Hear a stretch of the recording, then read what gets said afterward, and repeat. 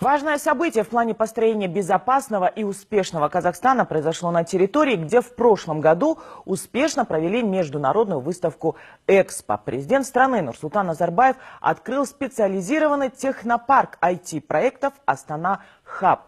Если оперировать многим знакомыми понятиями, то это своя собственная силиконовая долина «Made in Казахстан». Место, где будут сосредоточены теперь прорывные инновационные проекты, иностранные и государственные инвестиции. Та самая энергия будущего. Современные, продвинутые, деятельные. Общая характеристика тех, для кого, собственно, и открыли этот технопарк.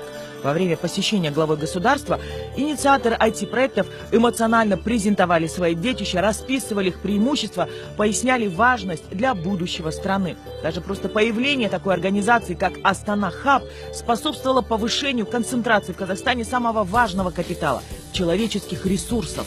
В СНГ было очень модно среди молодых ребят уезжать в Силиконовую долину, работать в Гугле, работать в Ютубе. Мы там тоже были. Мы были там и встретили наших соотечественников, которые работают там. Мы им рассказывали, что мы делаем в рамках цифрового Казахстана в нашей стране. Олар қайтып келді. Они вот здесь вот сидят, молодые ребята. Количество молодых людей в зале действительно впечатляло. У каждого свои мысли, свои идеи, как в Казахстане развивать инновации, чтобы страна не плелась в хвосте бурно шагающего по планете технического прогресса, а взяла на себя ведущие роли. Астана Хаб – это не просто здание, где можно воплощать IT-проекты в жизнь. Здесь будут оказывать и финансовую, и административную поддержку.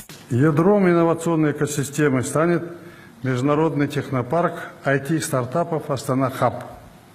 Участники технопарка могут пользоваться упрощенным визовым и трудовым режимами, и будет предоставлены налоговые и другие льготы.